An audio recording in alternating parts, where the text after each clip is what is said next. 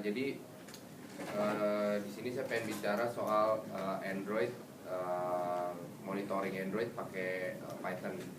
Frameworknya yang dipakai dalam hal ini Flask. Gampang banget kalau pakai Flask kan, simple banget. Jadi saya udah siapin blog post, isinya tuh untuk ngebahas ini. Kenapa blog post? Karena pembahasannya itu detail banget, banyak kode gitu ya. Jadi kayaknya lebih enak kalau lewat blog post aja gitu dibanding presentasi.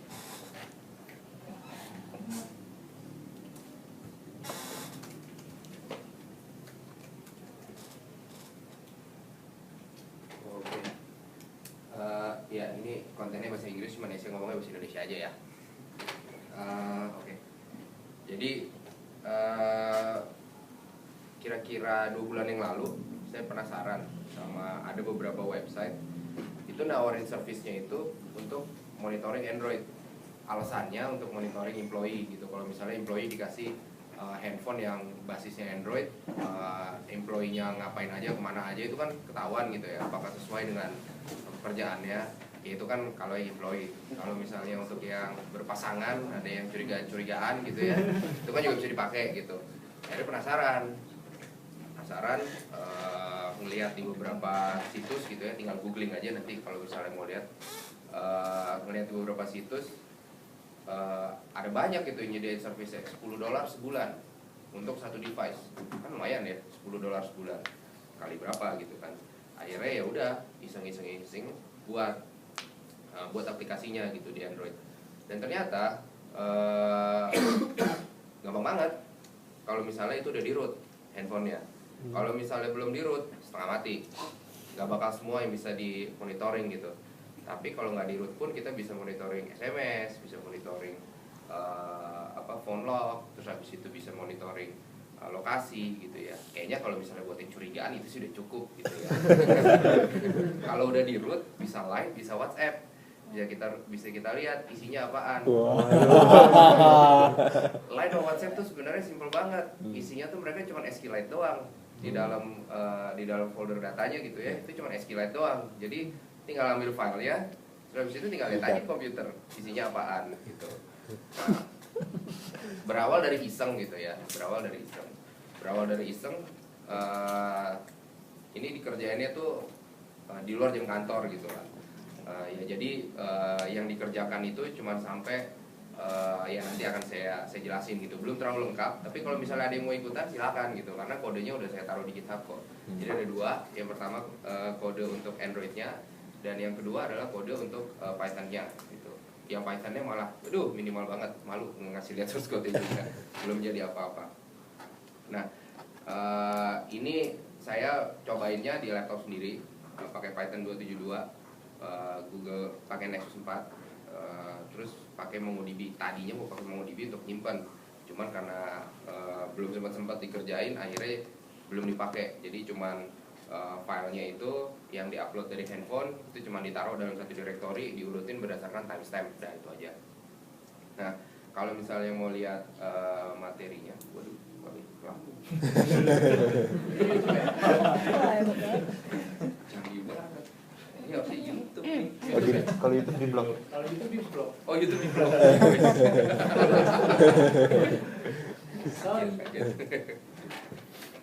Oke, jadi ini repo-nya ada di sini. Buat yang Android namanya ngintipbot. Habis itu buat yang daemon di Python-nya namanya ngintipd. Jadi ya kayaknya namanya cukup deskriptif gitu ya buat apa yang dia lakuin. Oke. Ada yang pernah coding di Android?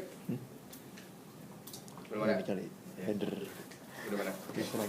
Jadi kalau misalnya buat yang belum pernah coding di Android itu tuh technically gitu di belakangnya Android tuh Linux yang basicnya Linux, di atasnya itu ada Dalvik. Dalvik itu sebuah virtual machine. Jadi kalau kita jalanin aplikasi, nah itu yang translate dari DEX ke byte ke native code itu adalah si Dalvik itu. Nah ini Java, habis itu di bawahnya tuh ada di bawah Java tuh ada namanya JNI, Java Native Interface. Di bawahnya lagi itu ada kode di C. Nah kalau misalnya kita bikin game gitu ya, nah kalau bikin game kan kebanyakan game itu kan dibuatnya di C atau di C++. Nah berarti yang dipakai itu NDK namanya, Native Development Kit. Nah itu komunikasinya dengan komponen-komponen NDC dengan menggunakan si Java Native Interface ini. Kenapa dimention? Nanti pasti akan pakai gitu. Kalau misalnya mau lebih efisien lagi, selama ini nanti akan lihat kodenya di bawah. Kodenya itu tuh cuman pakai perintah-perintah biasa di bash aja gitu loh. Cuman kalau misalnya mau lebih ngejelimet lagi bisa aja. Nggak tahu bisa Python apa enggak ya, cuman belum pernah coba sih. Cuman kalau bisa ya lebih gampang lagi, nggak perlu pakai C ya nggak sih. Nah jadi kalau misalnya mau tahu lebih banyak tentang internal Android dari dia booting pertama kali sampai dia akhirnya kita pencet ikonnya aplikasinya keluar, kalau nggak di blog ini ada YouTube-nya gitu. Jadi bisa dibuka aja ininya blog postnya di rumah atau di kantor silakan. Nah, routing Android. Nah, routing itu penting untuk di sini ya. Jadi kita baru bisa dilihat kode-kodenya jadi kenyataan kalau misalnya kita routing. Kalau misalnya nggak di routing ya sayang sekali gitu. Cuman ya tadi bisa print SMS, bisa call log gitu, ya batas itu aja gitu ya. Oke. Nah, ini dia nih si Mintipot. Nah, Mintipot itu tujuan utamanya pokoknya untuk monitoring. Nah, cuman gimana caranya monitoring itu nggak ngabisin baterai, ya kan? Kalau misalnya kita monitoring terus-menerus, aplikasi pasti makan resource gede, dan yang dimonitoring pasti nyadar, ya nggak? Jadi kan mau nggak mau kita harus bikin itu supaya penggunaan resource rendah. Nah jadinya untuk supaya penggunaan resource rendah, saya bikinnya itu setiap 1 jam itu akan ada anggap aja kalau di Linux tuh kayak cron gitu ya, akan ada semacam kayak cron gitu yang akan trigger pertama untuk cari lokasinya ada di mana. Dan yang kedua itu untuk ngambil data dari Line, dari WhatsApp, dari SMS, phone log, sama ya bisa kita ambil lah semuanya gitu. Nah ini adalah stepnya nih, ada 6 nih, cycle itu ada 6. Ini tuh sesimpel itu gitu loh. Pertama kali kita pakai app ini, ceritanya nih biar keren, tadinya saya mikirnya supaya kalau misalnya kita nggak pengen nunggu sejam, terus habis pokoknya pengen begitu saya perintahin terus habis itu langsung ketahuan. Jadi ada 2 pilihannya. Yang pertama pakai datanya digital, atau yang kedua pakai datanya tuh yang analog. Nah kalau misalnya sebenarnya nggak analog sih, pakai data yang digital berarti kita minta sama GCM namanya, Google Cloud Messaging, untuk nge-push data ke sini, kasih tahu sama aplikasinya, aplikasi cari tahu dong ini si doi lagi ada di mana gitu kan. Nah bisa sih pakai itu. Cuman kalau misalnya pakai itu kan ketahuan sama Google, ya nggak? Nanti tiba-tiba Google tinggal bilang, aplikasi lo kurang ajar, blok, ya nggak? Habis itu kita nggak ada cara lagi untuk bisa monitoring lagi. Jadi mikir-mikir, ternyata ya yang paling simpel ya lewat SMS gitu. Jadi kalau kita SMS ke nomor ini gitu ya dengan kode tertentu gitu ya, otomatis akan trigger sebuah receiver, broadcast receiver di dalam Android. Nah broadcast receivernya itu akan ngedelete SMS-nya supaya nggak ketahuan, ya kan? Ngedelete SMS-nya, terus habis itu ngelakuin fungsi-fungsi yang tadinya setiap sejam kita lakuin gitu. Jadi kerennya sih gitu. Tapi sebenarnya lu SMS apa aja pasti dia langsung trigger gitu loh. Belum di parsing gitu aja, tinggal di parsing aja gitu. Oke. Nah kalau misalnya ngelihat source code-nya,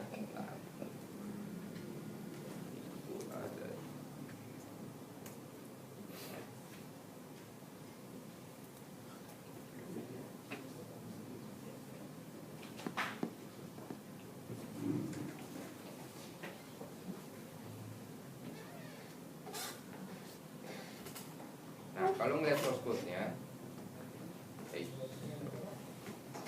ini tuh simple banget. Kalau ngeliat activity utamanya, kodenya cuma segini doang. Karena sebenarnya ini nggak dipikirin activity-nya, karena kita nggak butuh activity sama sekali. Jadi kita butuh sesuatu yang persistent gitu loh, butuh sesuatu yang akan selalu monitoring, ya nggak? Kalau activity itu kan punya life cycle kalau si activity. Jadi dalam arti ada suatu saat di mana activity itu kita nggak tahu apakah dia lagi di foreground atau lagi di background, kita nggak tahu gitu. Jadi nggak konsisten kalau activity. Jadi ya buat apa?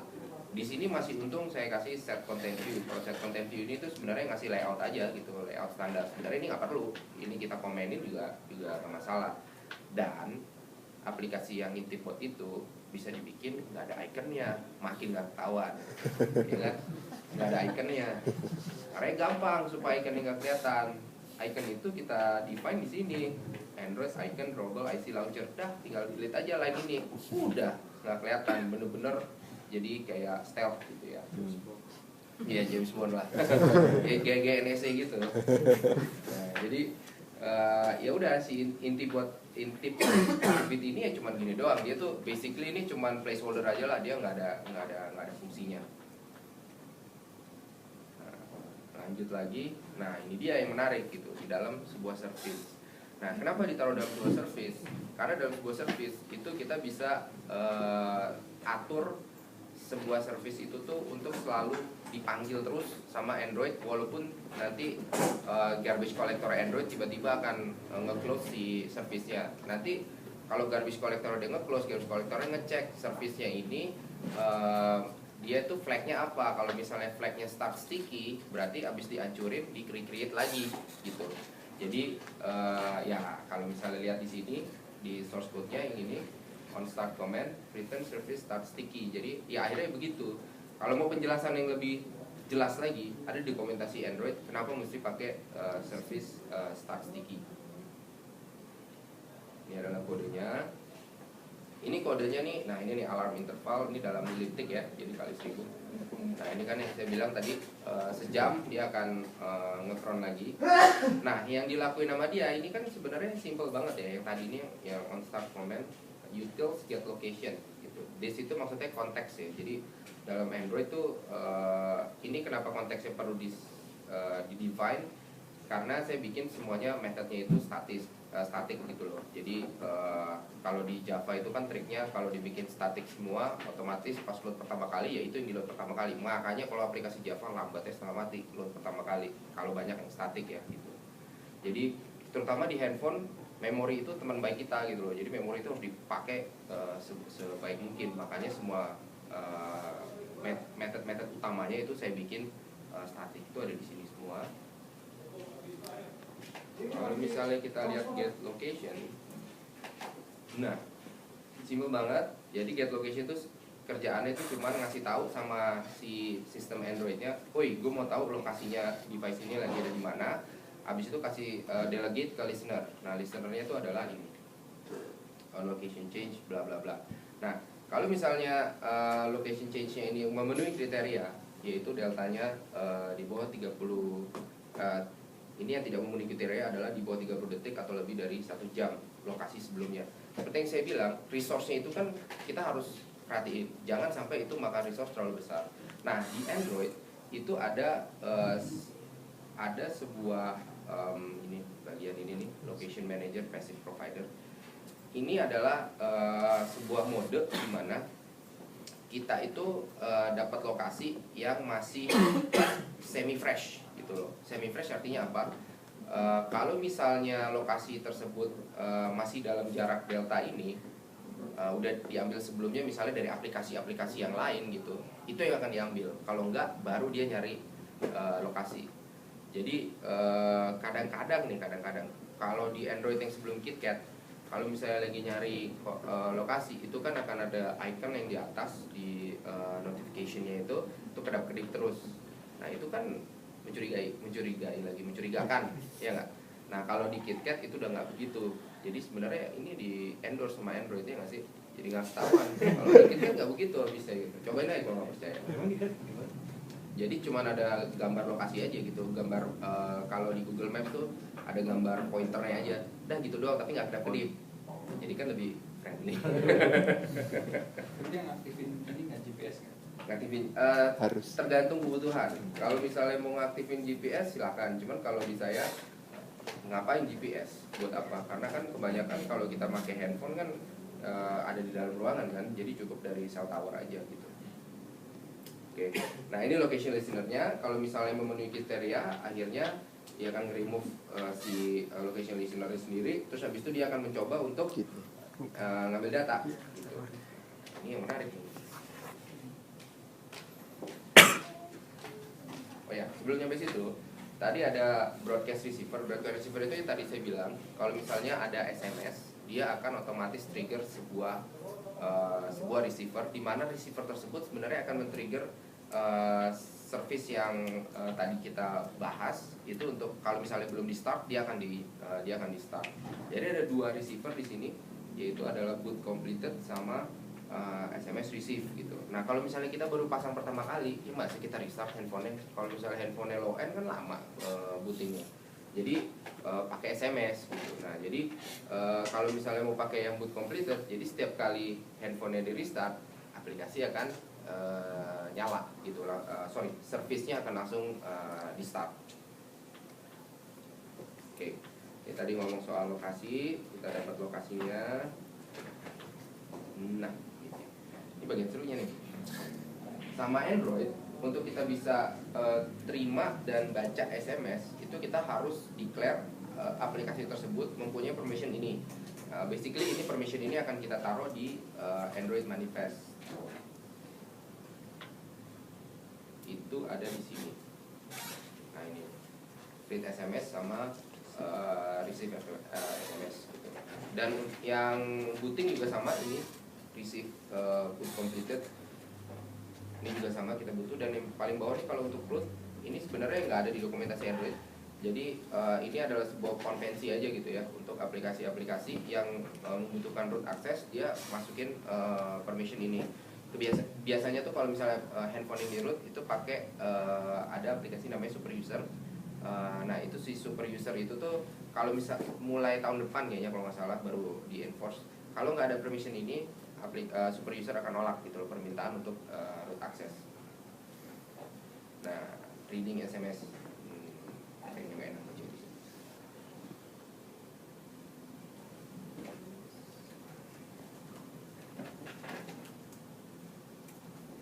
Oke. Nah read SMS itu kembali lagi tinggal minta aja sama Android di sini nih. Di sini nih kita udah dapat datanya sebenarnya. Cuman datanya ini saya pengen sesimpel mungkin. Jadi mikir gimana ya? Karena ini sebuah web service yang akan diupload ke web service, ya udah deh jadiin JSON gitu. Dijadiin JSON array. Ini basically ini nggak jauh beda lah sama implementasinya di Python untuk ngambil data dari SQLite. Nah setelah udah dapat datanya, kita bikin jadi string JSON tersebut. Bikin jadi string dan nanti untuk dipakai dan diupload selanjutnya gitu. Nah receiving SMS, nah ini kan tadi saya bilang nih pengennya sih keren gitu ya, ada kode di SMS-nya khusus gitu, terus habis itu nanti akan delete SMS tersebut dan akan melakukan sesuatu. Cuman sekarang ini belum ada kode-kode khusus. Jadi kalau misalnya ngelihat kodenya si startup receiver, ini adalah receiver yang akan di-trigger kalau misalnya ada SMS atau bootingnya selesai gitu ya. Itu adalah ini. Itu cuman dia hanya nge-start intent ini ya, yang adalah sebuah service gitu. Nah di dalam sini nih, di dalam intent ini, intent tuh kalau di Android, jadi misalnya kita lagi buka di Chrome gitu ya, di browser, kita pengen nge-share web page yang lagi kita buka, kita pengen share itu di Twitter atau di Facebook atau dimanapun, itu mekanismenya namanya intent gitu. Jadi dari aplikasi Chrome tersebut dia nyebar intent yang tipenya adalah misalnya kalau nggak salah tuh teks deh, untuk nyebar teks. Nah aplikasi apa aja yang receive intent tersebut gitu loh. Jadi seru gitu loh kalau di Android karena pakai intent gitu, jadi semuanya jadi simple gitu untuk invoke aplikasi, bahkan di dalam aplikasi sendiri gitu. Di dalam aplikasi sendiri kalau misalnya kita mau misalnya nih dari sebuah aplikasi ada sesuatu button yang kita klik gitu ya, pas buttonnya diklik akan show up activity baru. Nah itu pakai intent juga gitu loh. Jadi kalau misalnya mau coba di dalam di Android ini pasti akan sering ketemu sama intent. Oke. Nah ini privilege process running itu sebenarnya dimana kita gain privilege untuk kita jadi root. Kalau kita udah dapat privilege untuk jadi root, basically ya kita bisa ngapain aja yang kita mau. Itu ada di run process. Nah, ada di sini.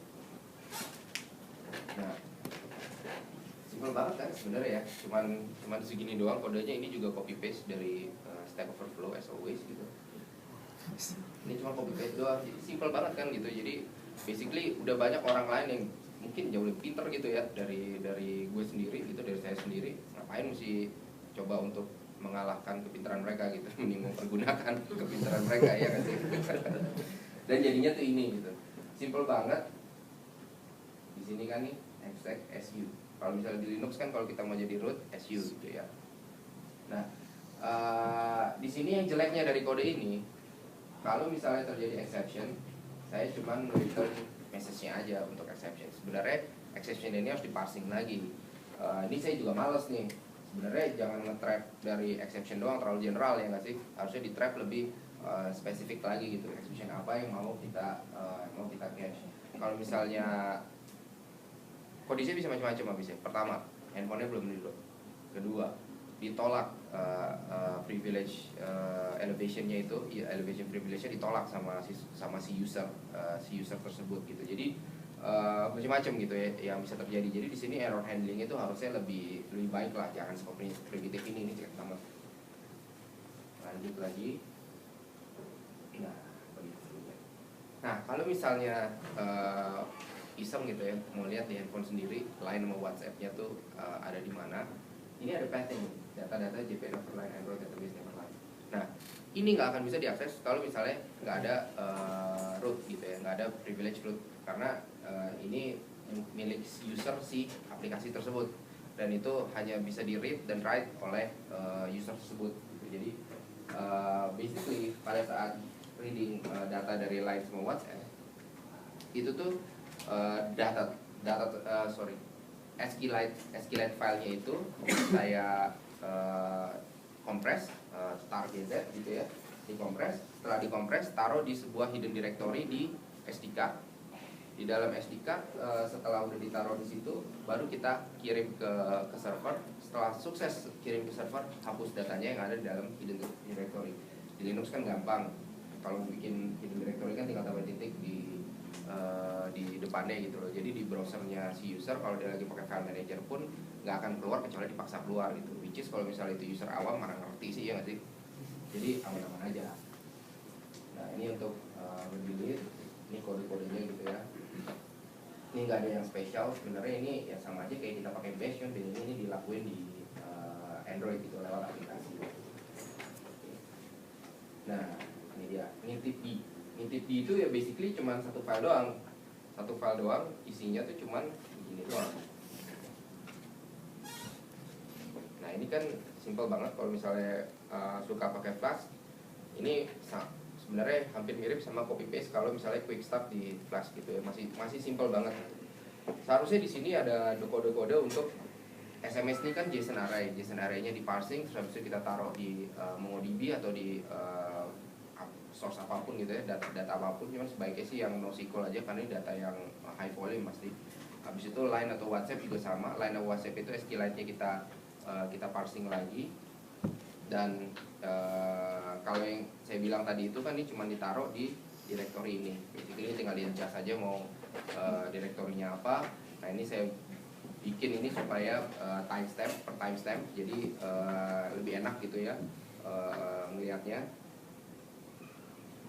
Nah, jadi dari handphone dia akan saya wrap up lagi. Dari handphone dia akan nyari lokasi setiap sejam, atau kalau misalnya dapat startup receiver di trigger dari SMS. Nah, dia akan ngambil lokasi. Setelah ngambil lokasi, dia akan ngambil data dari SMS, dari Line dan dari WhatsApp. Setelah itu dia akan ngirim ke si ngintip D ini yang sudah kita define sebelumnya, alamatnya ada di mana. Jadi belum dikasih lihat. Define-nya itu ada di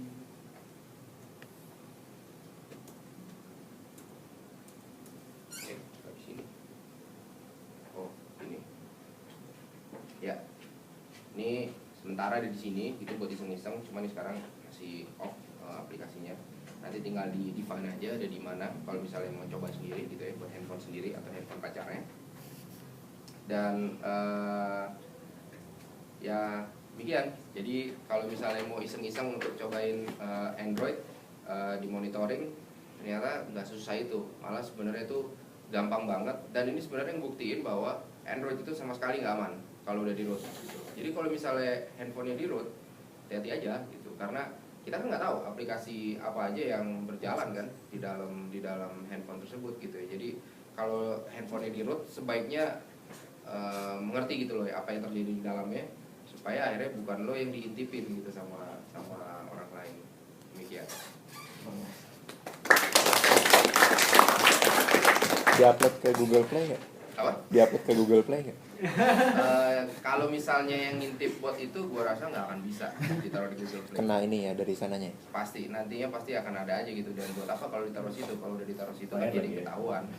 Jadi simpelnya sih sebenarnya APK-nya taruh somewhere di internet, tinggal di download aja dari URL tersebut.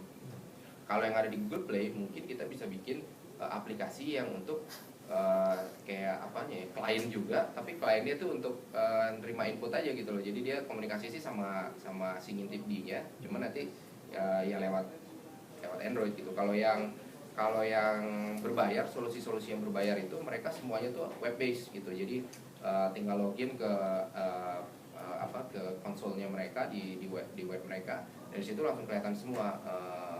Sebenarnya itu sangat mengerikan banget sih, karena mereka tuh bisa remotely activate mic-nya handphone. Jadi mic-nya handphone streaming langsung ke kan ngeri. Iya, makanya ngeri banget kan. Basically itu bisa gitu, bisa dilakuin. Kamera bisa? Kamera bisa. Apa aja sebenarnya bisa gitu yang ada di sini. Kalau udah kayak gitu kan sebenarnya ngeri banget, nggak ada privacy lagi sekali kan. Nah, itu kekuatannya Google itu.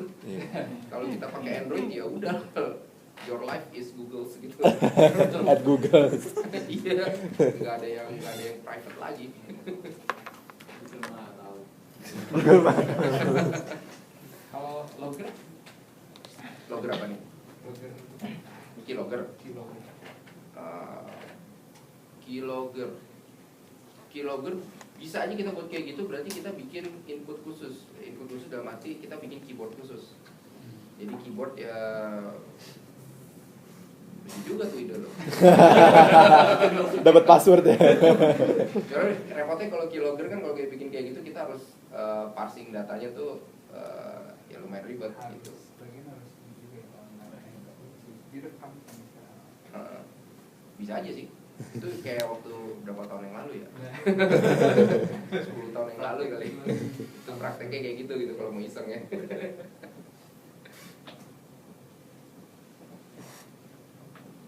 Itu tadi katanya file apa yang dapat tadi pertama apa? Apa? Line, WhatsApp. Yang SMS. upload data itu?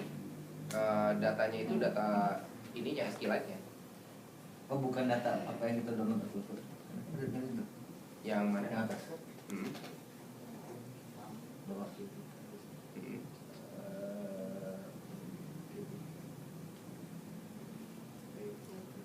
Itu Remote upload data. Oh ini.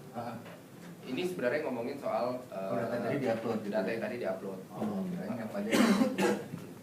Enggak. Ya kalau misalnya mau ngupload data yang lain ya silakan. Tinggal dioprek source code-nya. Nah, kirain tadi data apa yang diupload sama si usernya itu dia di tab terus dikirim juga ke situ enggak? Enggak. Tapi foto-foto sih bisa aja kalau mau ya. Coba foto-foto bandwidth-nya bakal gede banget, jadi habis nanti. Oh yang diupload thumbnail aja ya.